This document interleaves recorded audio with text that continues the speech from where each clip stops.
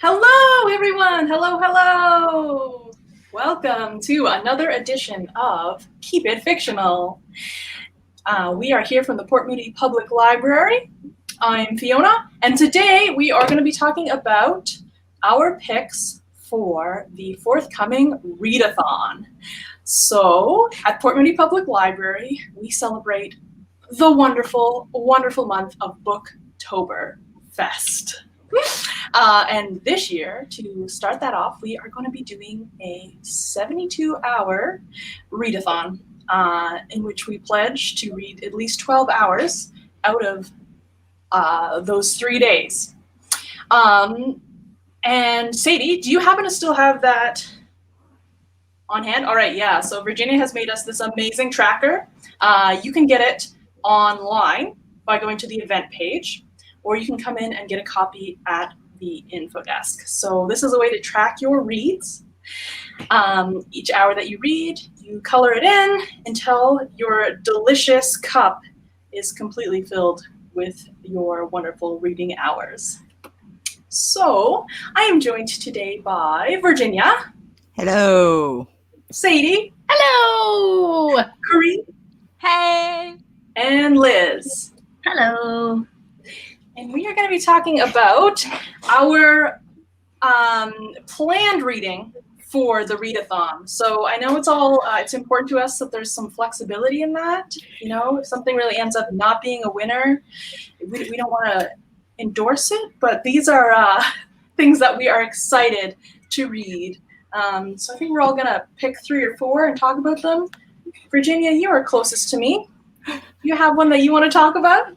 Sure do. All right, I'm gonna go grab it.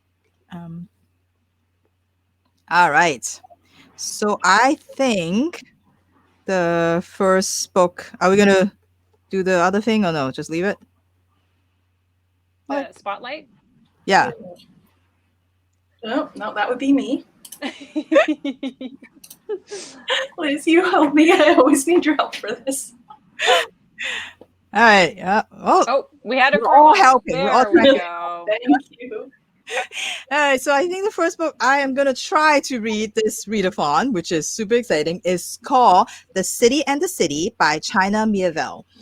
Many, many moons ago, I read his kids/teen book called London, and at that point, it was such a refreshing read from what was trending at that point in teen fiction and in kids fiction. And it was so creative, so original, and I love all the things that are in there. And it was just so different that it was mesmerizing. And from then on, I have tried to read his adult books. But I fell in almost all of them because there was never something like his books are very weird, his books are very abstract, and just there was just nothing for me to hang on to that can pull me through the whole story. So I kind of gave up on most of them, sadly. But I think this is going to be the one because this is written in 2009, so a little bit older, but I think also before he got too weird, I guess. So hopefully this will pan out. So this book, and just like many of his books, has really great premises. So this one is about 2 cities that, from what I understand, they both coexist in the same physical space. So nothing magical in this one. It's just they both are in the same physical space. So say if you belong to one city and your house is in that city, there might be a house right next to you, but that's not in the same city. So that's in another city. And when that's the case, you are supposed to ignore it. You're supposed to just like not even acknowledge that exists because you're not supposed to be able to see it. It's in another city. So there's some weird guidelines and weird rules that for the people who live in these 2 cities that they abide by, or else bad things going to happen. Give you so much a glance at that other house and see it basically. And in this weird setup is the book begins with a murder, and a woman has been murdered, and so now, and it is I believe it is sort of happened in a weird spot, so that's why there's the 2 detectives, one from each city, has to work together to figure out what happened to the woman, and in doing so they're going to uncover a lot of secret plans about from people who want to like put the two cities together, and also people who would like to destroy the other one and be the only city in there. So we'll see. I am like hoping that this is going to turn out to be the China Mirvel book that I can actually finish. And Los Angeles Times called this book give Philip K. Dick and Raymond Chandler has a love child and is raised by Franz Kafka. So that sounds like my kind of thing. So I'm really excited. It's more a police procedural and more mystery, but with a little, I'm sure there's a little bit of fantastical elements in it. It's the winner of the Arthur C. Clarke Award and also a finalist for the Nebula Award. So again, promising. So we'll see how that goes, and I will let everybody know.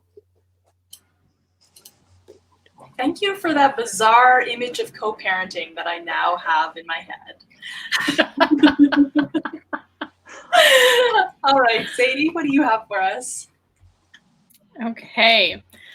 So the first book that I am planning on reading is called A Wish in the Dark, and it is by Christina Soontorn.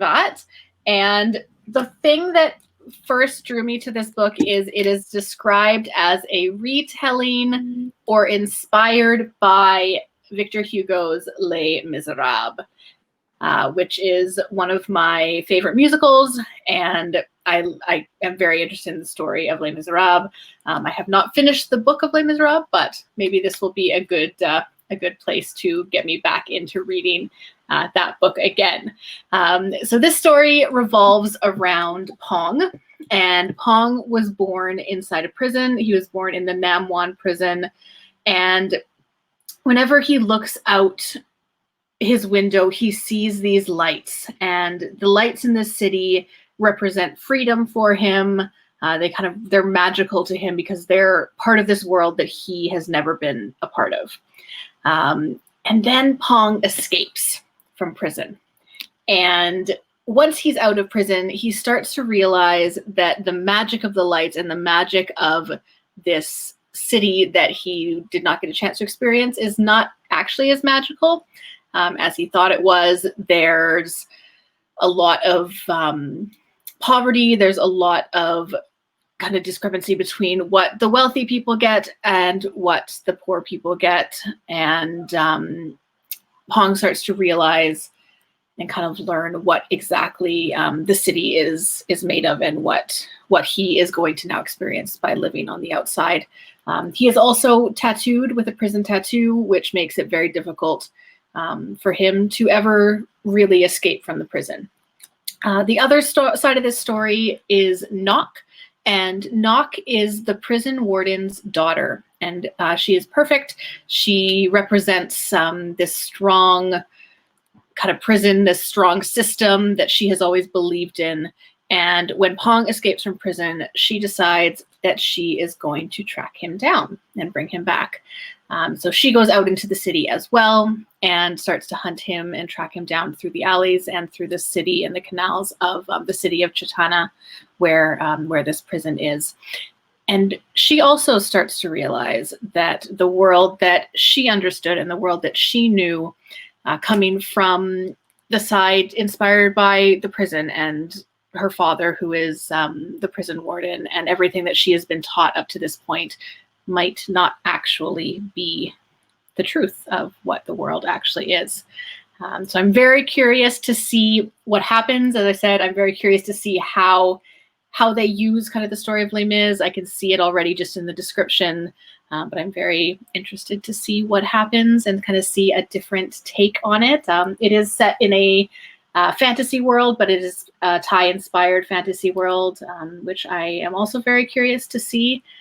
Kind of the world that this author creates. So, A Wish in the Dark by Christina Soontorn. It's really good, Sadie. It's a good Okay, one. I'm excited. I know nothing about Les Miserables, so it doesn't really mean anything to me. So I'm sure you would get way more out of it, but it's good. Nice. I'm very excited. That sounds great. Corinne, do you want to do the next one? Sure. So my book that I am going to be reading this weekend is kind of inspired by today, which is September 30th, which is Orange Shirt Day, which kind of honors the lives of First Nations, Inuit, and Métis people that went to residential school and came back, and those who didn't. So the book that I am going to be reading this weekend is Highway of Tears, a true story of racism, indifference, and the pursuit of justice for missing and murdered Indigenous women and girls. So this is a BC story. It takes place kind of in northern BC along Highway 16. And it talks about how for decades, women and girls went missing along this stretch of road. And for decades, essentially, nothing happened. So the author, who's Jessica McDermott, is not an Indigenous person. She is a journalist, and in this book, she interviews and talks to family and relations of people of women and children that have gone missing in this particular area, and then also highlights their fight for justice, as well as their kind of examining the systemic racism entrenched in this area in BC, and then also in a larger Canadian context.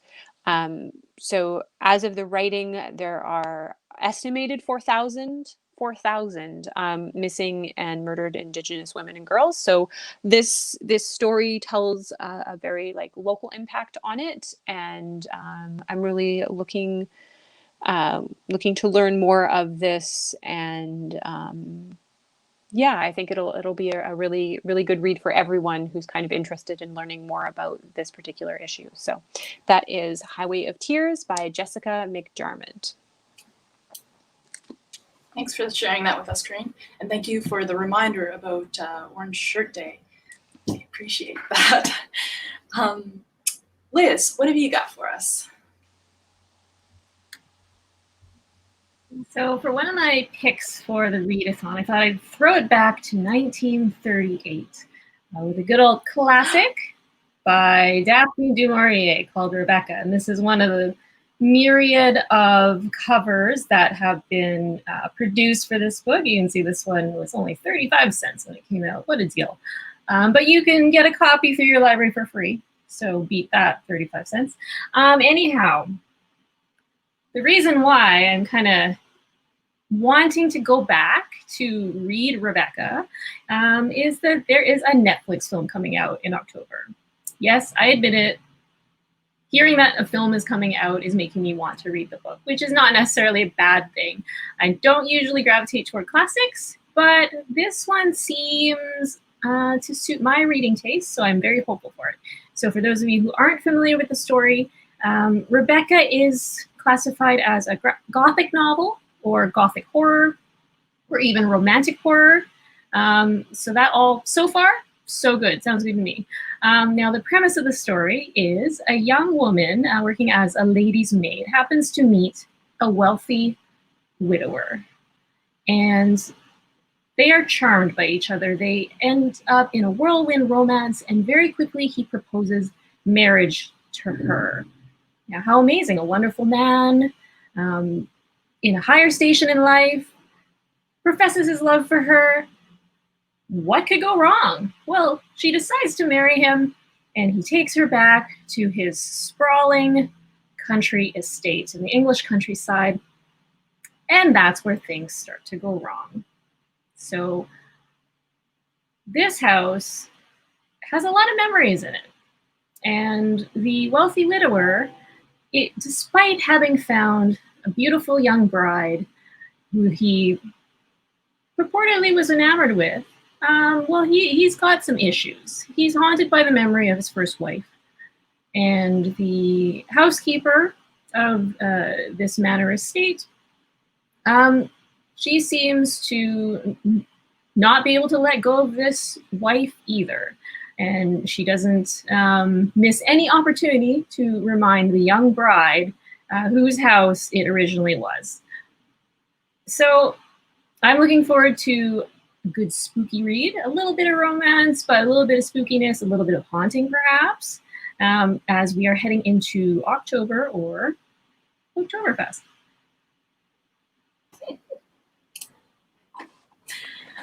Great. I also am planning to read that before I watch the Netflix. Yeah. Excited. It looks really good. The trailer looks super good. Yeah. It does. All-star cast, Army Hammer, All star. Kristen Lily. Thomas, and Lily James. That's it. So my book is also inspired by a forthcoming adaptation.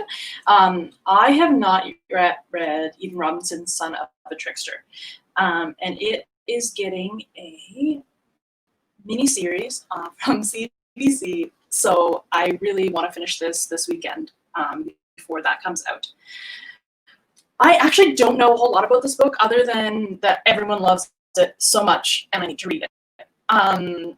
So all I know is it is about a kind of stoner kid, and he suddenly starts to have the ability to talk to ravens, even when he is not stoned.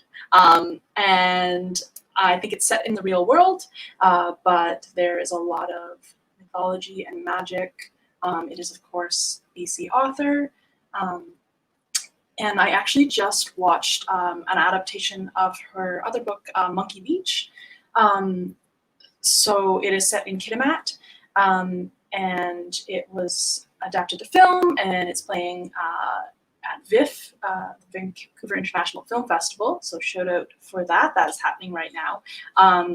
So that is all I've experienced of Eden Robinson so far, but she seems to have a really neat way of approaching stories in this sort of like cyclical storytelling. So I'm really, really excited for this one. If you're just joining us, we are talking about our Readathon, which is coming this Friday. And it takes place all weekend, Friday, Saturday, and Sunday, as a launch for our Booktoberfest. Yay! Of course, you can get involved by picking up your Readathon tracker and reading along with us for 12 hours over the weekend. So let us know what you are reading. And I think Virginia has got another pick for us.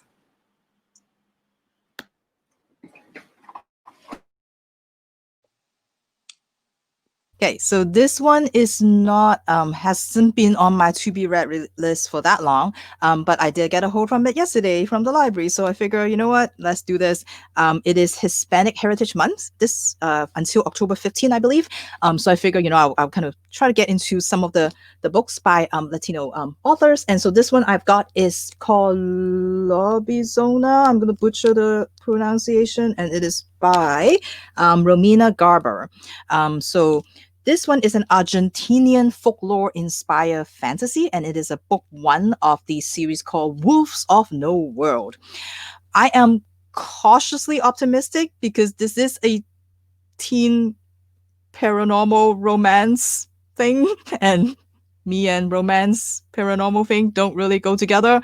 But I also know that a lot of newer fantasy has really like taken some of the tropes, some of the sort of usual setting, and take a familiar story and really use it to look at like social issues and gender roles. And I think this is sort of what I was told this book would be, and so I'm excited about that.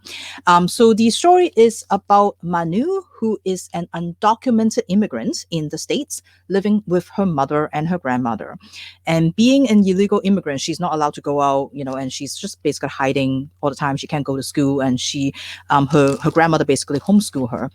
And then one day, and the family's hiding from and decides to escape to United States and hide there because her father was killed by the mafia in Argentina. So they're kind of hiding and trying to, you know, like stay away from Argentina.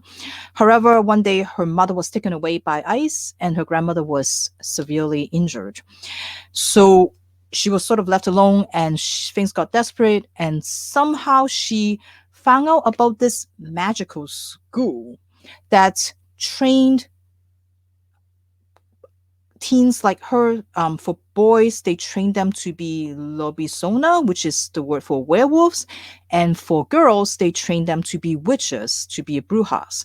So, and she somehow find out that her family, and all the secrets about her family is tied to this school, and that she'll be able to find out sort of who she really is, by infiltrating the school. So that's kind of what she's trying to do. And I believe it said also this book that will sort of turn all the the magical school trope, kind of, it will turn it upside down. It talks about gender roles and all of that. So I think this will be an interesting kind of fantasy. I always find that when you have different fantasy that inspired by different folklore, it always kind of get me into like rabbit holes into kind of learning more about the mythology, learning about all about the story. So I'm really looking forward to that. So again, this is Lobizona by Romina Garber. Awesome. Thank you, Virginia. That sounds very, very interesting. Good cover. So it sounds like my kind of book. It does. So. I think it will be. be. Yeah. You two are having a lot of crossover today. I feel like that doesn't always happen. Are. That's true. We do both like True. fantasy. So We do. We do. All right. Yeah. Do you have another fantasy for us, Sadie? Well, my second book is not actually a fantasy. So the second book that I am planning to read is Stamped. And this is by Jason Reynolds and Ibram X. Kendi. This is Stamped: Racism, Anti-Racism, and You. So this book says very clearly this is not a history book. This is about the here and now. This is taken from Ibram X. Kendi's Stamped from the Beginning, which goes through the history of racist ideas, mainly in the United States. But I think that that history and what is happening in the world today is very useful to know and can be seen in many places that not just the United States. So this goes through that history kind of from the very beginning of racist ideas in America, and it hopefully will inspire hope for an anti-racist future. So I'm looking forward to reading this book. I'm not sure what to expect from it. It's been on my to be read list for a very long time, and I finally got the hold from the library. So I'm expecting to be challenged. I'm expecting to learn something. I'm expecting to know more about the history and about the situation in the world in regards to racism. And hopefully be able to take more steps in my own life from this book to become anti-racist. So this is Stamped by Jason Reynolds and Ibram X. Kendi. And again, this is a junior or YA interpretation of Ibram X. Kendi's adult book, Stamped from the Beginning. So I hope that I enjoy this, and I'm looking forward to learning a lot. It's great. Mm-hmm. I'm looking forward to it. Really good. Yeah. What is your next pick, Corinne?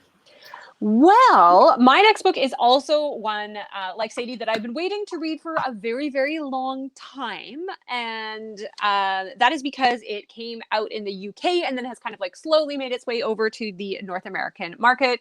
I'm very excited. It's someone that I follow on Instagram and I think is like just amazingly talented and is really going to shake up YA in a big way. And it's also in a format that I really enjoy. So I'm a huge novel in verse fan. I am the first to say that I don't particularly love poetry. It's not my thing, but I love novels in verse. I think there's something so powerful about the format that really changes the way that you digest the story and kind of makes you think and gives you space to pause, where a novel might not necessarily do that. So this book is kind of like a beautiful Venn diagram of everything that I want. It's a book in prose. It comes from the UK. It's LGBTQ2. And it is, of course, the Stonewall Book Award winner, The Black Flamingo by Dean Atta.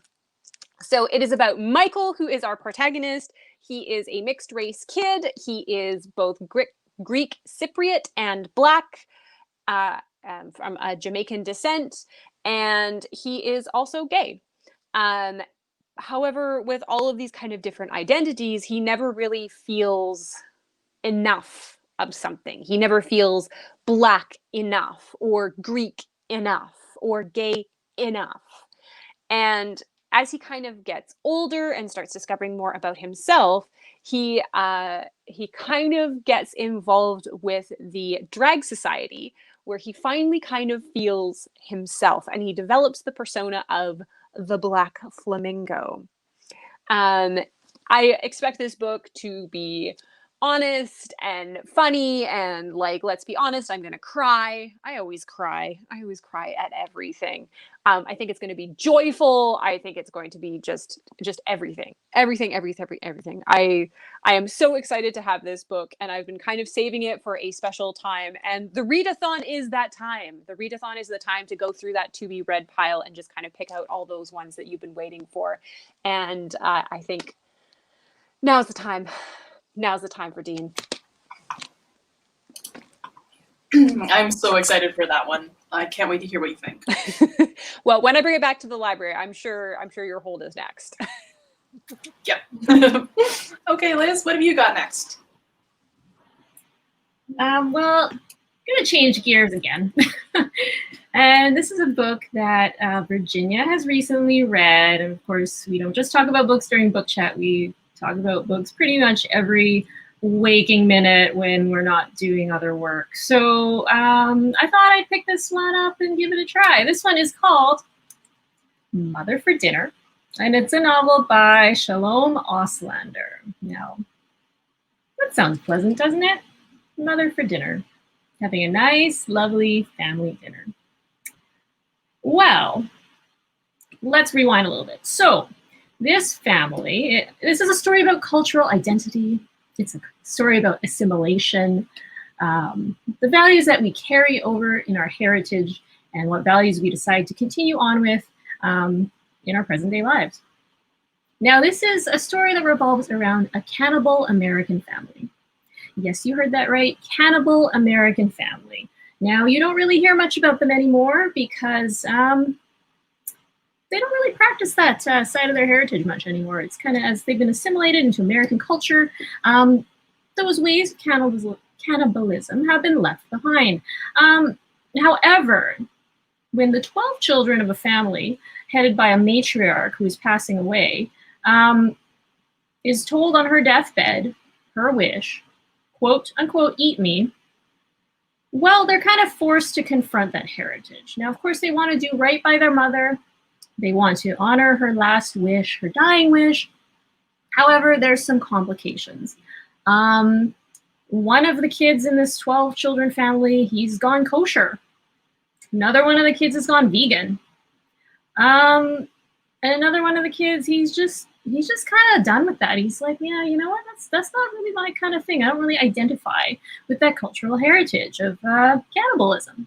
So, from what I gather, this story is about how these 12 children confront their mother's dying wish and try and find a balance between the two as they re-examine what their cultural heritage is and what that means. So a book that's an example of an interesting new trend, mini trend, pseudo trend in publishing the cannibalism books of late.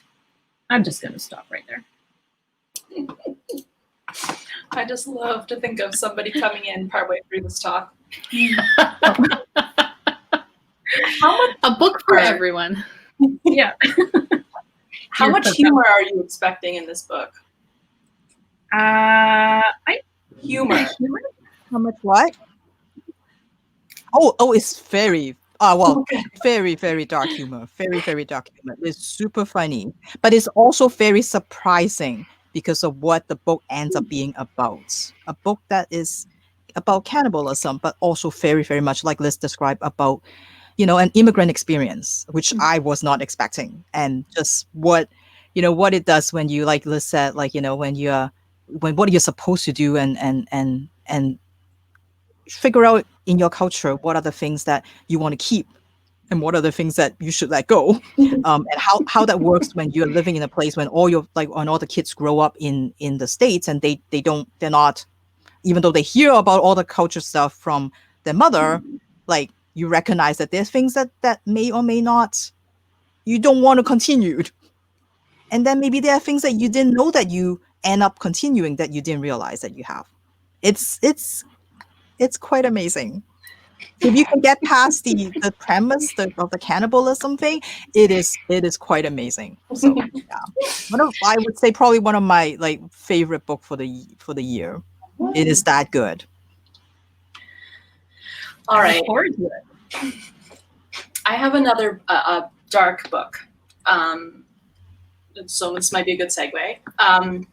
I'm planning to read Universal Harvester by John Darnell. Okay, and I see Virginia's getting excited, and I have to ask, I just kept thinking, does Virginia read John Darnell? Does she love John Darnell? So he is of the Mountain Goats, if anyone is wondering about that. So an indie American singer, songwriter. Oh, I feel like I'm butchering this, but very excellent musician and deeply thinking person. So I love his writing, despite the fact that he often writes about things that I don't like. So I first read his writing in a novella, and it was fantastic. And I just thought I need to read more from this person. So I read Wolf in White Van, which came before this one, and loved it, but was deeply disturbed by it. So I keep taking this book out and then not reading it because I'm really afraid. It's the premise seems innocent enough. It's the 90s, and it is about Jeremy, and he works in a movie store, sort of like a Blockbuster style movie store. And it is about competing movie stores.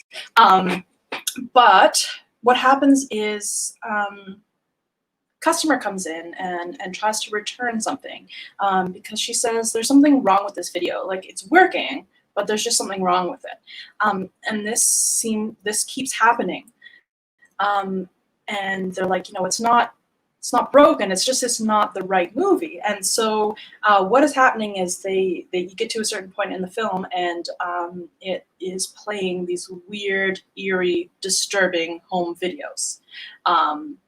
So I feel that is going to be the tip of the iceberg. The way John Darnell writes is just it's, I don't know, it's bizarre. And I love that. I love not knowing what to expect. But then it's also but do I want to go down that road? Will I be the same person when I'm done? So yeah, if you like dark, twisty, and but sort of, I don't know, it's unique and new, what he writes, definitely highly recommend his books. So hopefully I will be able to come out to the light of day after this one, and I won't just be rocking in a corner. Have you read it, Virginia? Yes, and I think Corinne has also read it. I remember talking about it with Corinne. Okay. I've read Wolf in White Van. Oh, you read this one, no? I don't think I haven't read Universal Harvester yet, because I think I'm still recovering from Wolf in White Van. Give it a couple of years. It was a lot, but the writing, yeah, exactly. The writing, I'll put it on my list. The writing was amazing, so good, but disturbing. Mm-hmm. Very disturbing. Yep. So I think we've all gone around twice. So I think it's time for a question of existential dread. Oh, I have got a good one for you. So, what is a book that many other people love that you have not liked so much? It just didn't really work for you. Yeah, it didn't live up to everyone else's hype for your personal tastes. Does anybody feel brave enough to start? All right, Green. I'm never going to back down from expressing a very strong opinion. But I think recently the one that kind of did this for me the most, that I read the reviews, I saw on the Goodreads, people that really enjoy the genre were like, this is a great book. And then I read it, and I don't throw books often, but I do kind of slam them down. And this one was a slammer. I was so angry that I ranted about it to essentially anyone that was in my vicinity. And that book is 8 Perfect Murders by Peter Swanson. On the surface, this is a book about someone who loves mystery novels and a serial killer who kills people in the way described in mystery books. Like, this has me written all over it. And I hated it. I hated it. I hated it, and I would say that to Peter Swanson's face. I'm curious, can you say why you hated it? Like, was there reasons, or was it just like a general sense of just not enjoying it? Without giving away too much of the plot, it isn't quite what it seems, and also the author and narrator think that they are a lot more clever than they are. Fair.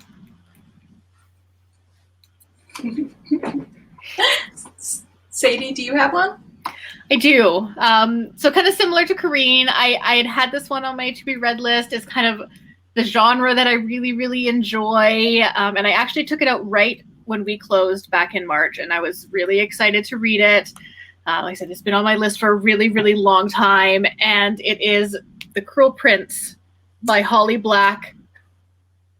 It took me a very long time to read. I did not like any of the characters in the book. I did not feel sympathy for any of the characters in the book, which I think you're supposed to at some point. Yeah, it's about fairies. Like the Fae takes place in the land of the Fae, which is generally my kind of story. It's fantasy, it's YA, but I got through it. I did get through it, but I will not be reading the other books in the series. Maybe one day, but right now I am just ready to put them aside. But yeah, it's got many 5-star reviews on Goodreads, and I just did not like it. I couldn't do it.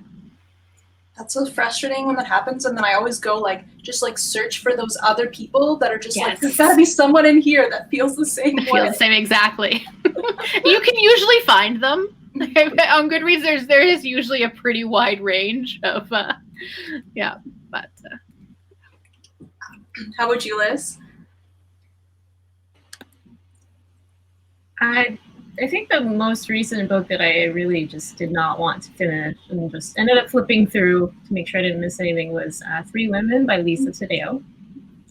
I'm not really sure what it was that I didn't really enjoy about it, whether it was the writing style or maybe I didn't really empathize. Well, okay. It's not that I didn't empathize with the women who were talked about in the book. I felt like I couldn't relate to them. And maybe it's, the cross-section of women that she wrote about, the 3 women, maybe because they were very culturally, ethnically, their social backgrounds were similar to some degree. I didn't feel like there was a great variety in that, and just sort of not being able to kind of connect with any of them in a really meaningful way. So I'm sure, from what I've read, other women have connected with the book. Other people who identify as being in the same situations. I'm sure there's a lot of people who have connected with the book. It just wasn't for me, so it was one I had to put down. Yeah, that's frustrating when it does the point is sort of well, let's look at some different perspectives, to consciously choose 3 narratives and then have none of them connectable. Yeah.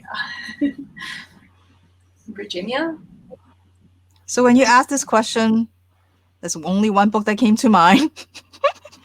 And I have to go back just before this, go to Goodreads and just kind of because I've completely wiped this book out of my memory because I don't want anything to do with it. It is The Night Circus by Erin Morgenstern. So like I said, I wiped this book out of my memory. So I'm going to tell you, I think one of the good review that really resonate with me. They said, this is a book. It's like a beautiful wedding cake. Like just the fanciest, imagine the fanciest, prettiest, like, like elegantly decorated wedding cake that there is. And then you just try to peel it back and you're like, where the hell is the cake?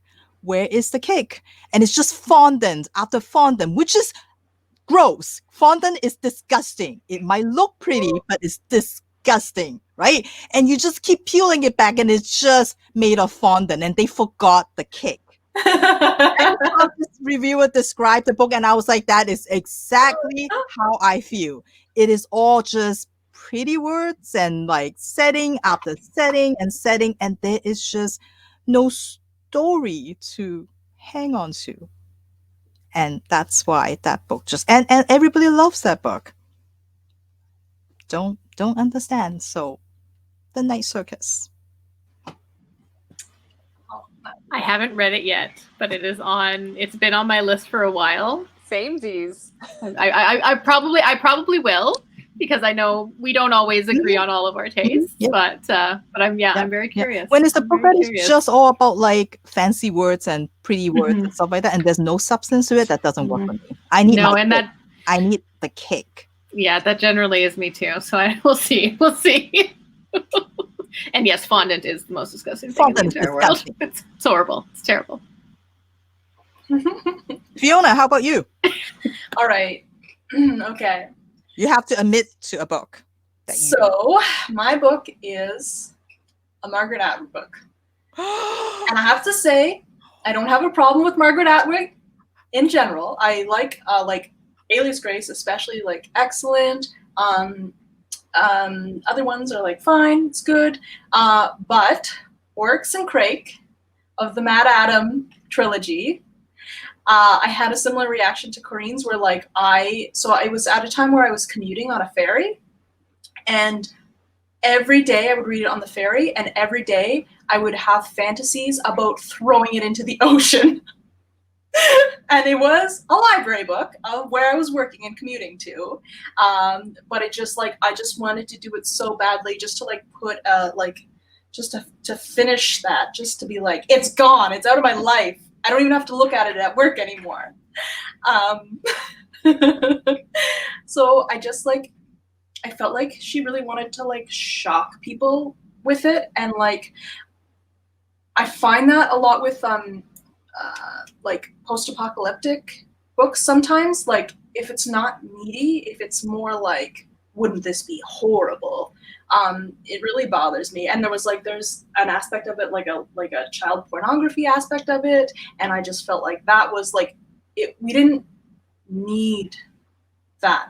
Like it was really just there to like be like, I'm so edgy. But it also didn't help that when I was a kid, my mom had a copy of Orcs and Crake, and it had cute little animal, or not like cute, but it had animals on the front, like an armadillo maybe. And so I imagined this whole thing in my head where Orcs and Crake were animals, like prehistoric animals. One was an armadillo, and then I picked it up and that was not what it was. So, maybe that didn't help. Margaret Atwood fan fiction in the works, maybe? Well, now that we've all aired our grievances, I'm sure we can expect lots of hate mail. So let's get ready for that. I stand by it. Yeah. I think we have at least one more pick each for our readathon. So Virginia, do you have another one? I do. Another many, but I will stick with one. So every readathon needs a science fiction comedy, and I got mine here. It is Space Opera by Catherine M. Valente. Sorry if I pronounce your name wrong. This is billed as Hitchhiker's Guide to the Galaxy meets Eurovision. Basically, what happens is that there's a war going on, and there was like all the species in the universe were involved, and now the war is over.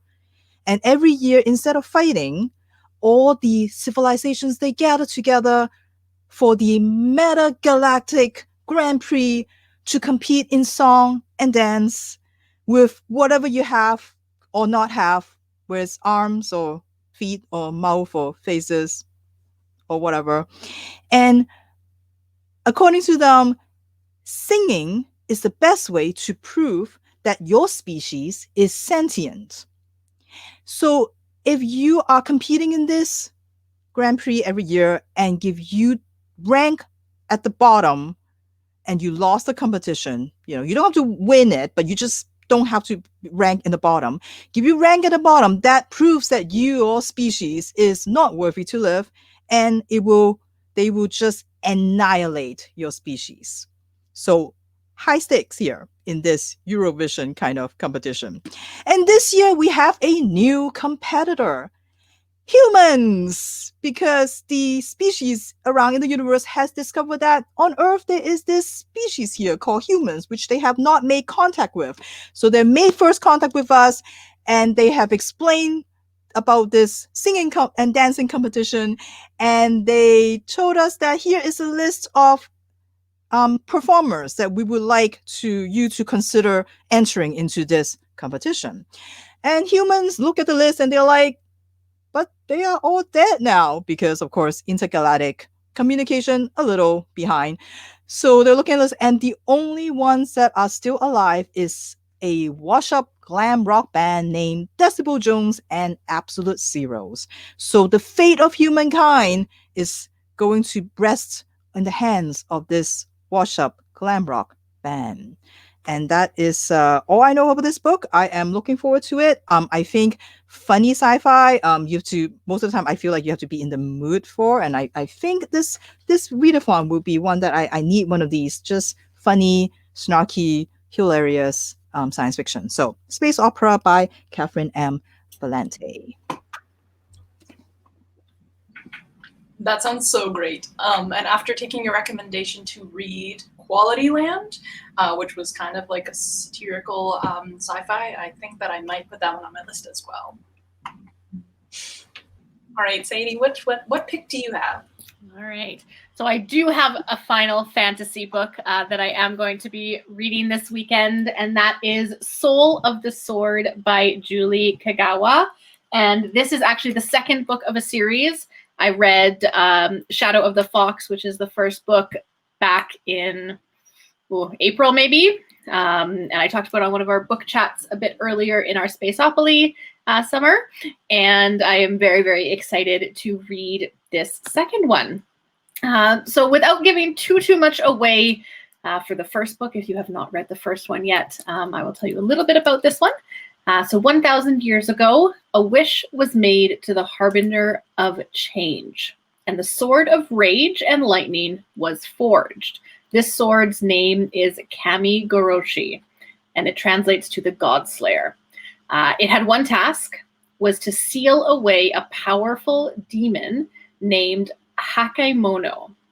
And this demon lives inside of this sword, and somebody has control over the sword, but they have to be very, very careful because at any time the demon could take over. So anytime they use the sword, there's a potential that the demon will leave this sword and take over their bodies.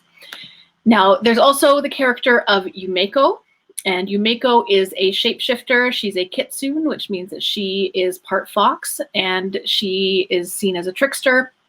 And at the beginning of our first book in the series, the temple that she has been raised at is attacked by demons, and everybody that she knows in her life has been killed. Before her mentor is killed, he tasks her to bring a piece of this scroll. He gives her a piece of a scroll and says that she has to bring it to another temple. And the very fate of the world depends on this. So Yumeko leaves her temple and goes off in search of this other temple to bring this scroll to. On the way, she meets up with Kage Tatsumi, who is of the Shadow Clan, and he is the current person who is in charge of the sword Kamigoroshi. So it's the story of the two of them. Neither of them is being completely honest with one another.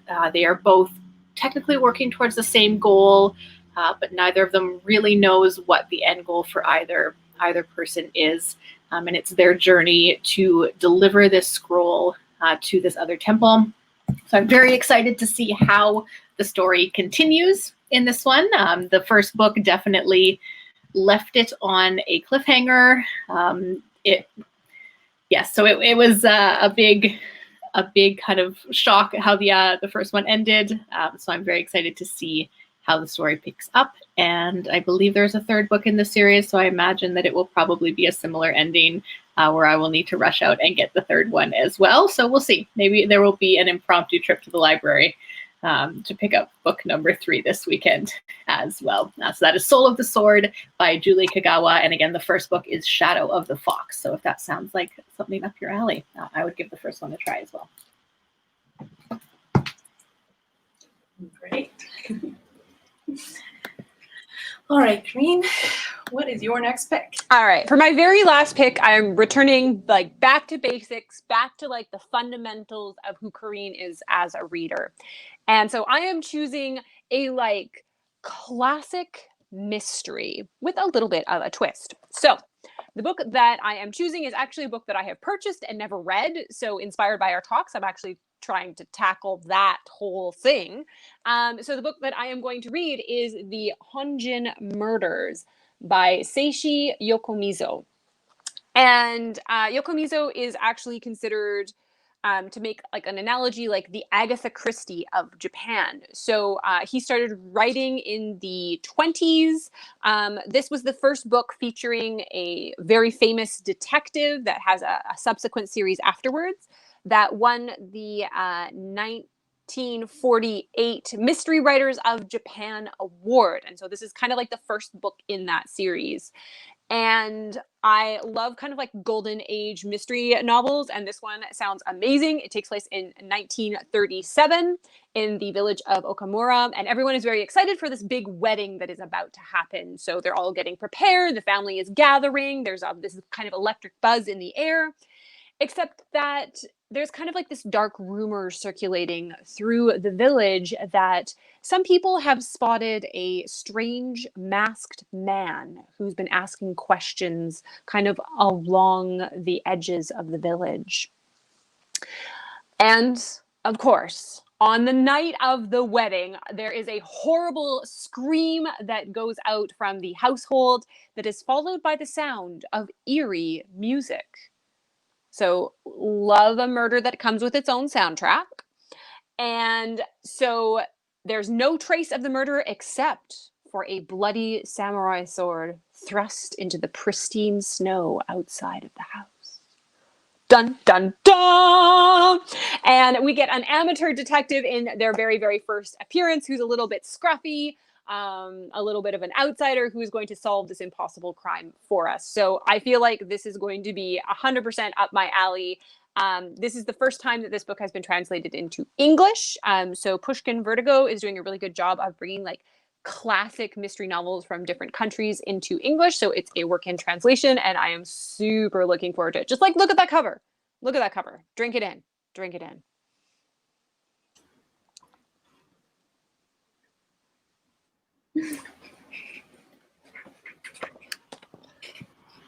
Sounds good. That does sound pretty excellent. I'm ready. I'm so ready. And I think I might have purchased the second one, but I can't tell in the stack of books that I bought. So. All right, Liz, you're up.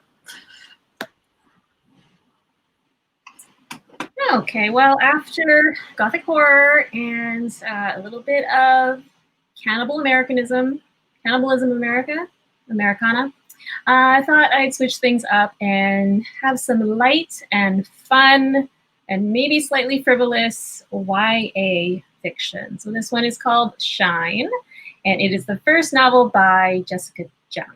So if any of you out there are K-pop fans, then the name might be familiar to you. Jessica Jung was part of one of the first really huge K-pop girls groups that we've heard about on this side of the ocean, called Girls' Generation. And she's since spun off her career to do fashion and all kinds of fun, glamorous things. in Korea. So she's taken her background to write this story about a Korean American girl named Rachel. Now, Rachel is 17 years old. But 6 years ago, she was recruited by a K-pop conglomerate to enter into their finishing school, so to speak. So in this school, they get a bunch of teenagers and train them to be singers, to be dancers, how to act in the public eye, all the stuff that would make you potentially a star. So now that she's 17 and I guess sort of coming of age within this untraditional school system, she really feels the pressure to conform to an industry that is very much based on public perception of celebrities who are expected to be perfect in their looks and perfect in their actions. And of course, as a potential K-pop idol, she must look presentable at all times, act with comportment, be perfect in her singing and dancing, and certainly no dating. Now, she feels like nobody really understands what she's going through, all this pressure to potentially make it in the system after all this time and all this commitment and hard work, until she meets Jason. He's already an established K-pop star, and, well, not only does he lend an ear to her and is able to relate to her struggles in the K-pop world, but also there may be some romantic feelings involved, of course. So looking forward to this one, something a little bit lighter, something a little bit different, and hopefully a great first novel that's Shine by Jessica Jung.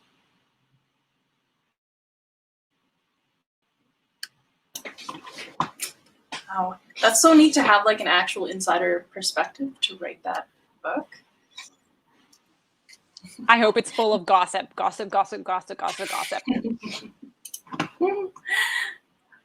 All right, I had my third pick. I am going to try to read The War That Saved My Life. I've heard nothing but good things about this book, and like everybody being like, just sit down and read it right now, just read it right now, and yet I still haven't. So I am going to fix that this weekend. So it's set in wartime London, and it is about a little girl, Atta, and she, I believe she has a clubbed foot, and for that reason, her mother likes to keep her inside where no one can see her. The kids sort of like know about her and like talk about her, but doesn't get to come out and socialize. When her brother Jamie is sent away on a train to keep him safe, she follows. And I get the feeling it's sort of about this like newfound, freedom and personhood that has been sort of restricted throughout her whole life. It's supposed to be sad and touching and beautiful. Part of it is about her sort of like, there's a woman who takes care of them when they leave their home, which is appealing to me to sort of have this adoptive parent relationship. And I think it's very much about the personal growth of Atta. So I like a good historical fiction. And as I say, like just people who I really respect their reading taste have said I have to read this. So really, really looking forward to that one. And I think it is has a sequel and possibly is a 3 set. No, just 2. Okay, nope, just 2. It has a sequel. So hopefully I'll like it and then maybe I can move on to the next one. All right. I love that book so much. So much. It's a beautiful, beautiful book. You're going to cry, though, so just as a heads up. Good, that's good. I like to have a good book cry. Especially I feel like doing this readathon is the perfect time for a book cry. That nest that I've been building.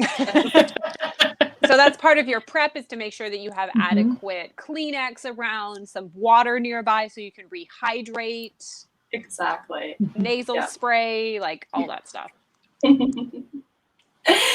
Yes, so that is all we have time for today. Thank you so much for joining us as we talk about our upcoming Readathon. I hope you grab your tracker and join us. See if you can do 12 hours between Friday, Saturday, and Sunday. And don't forget to join the Facebook group, where we will be giving away daily prizes and doing all sorts of fun, interactive activities. Anybody have anything to add? Read on, everyone. Read on. It's going to be, I hear it's supposed to be smoky this weekend, so it's the perfect excuse to stay inside and read. Silver lining. All right. Thanks so much, everyone. Enjoy your week. Happy reading. Happy reading. Happy reading!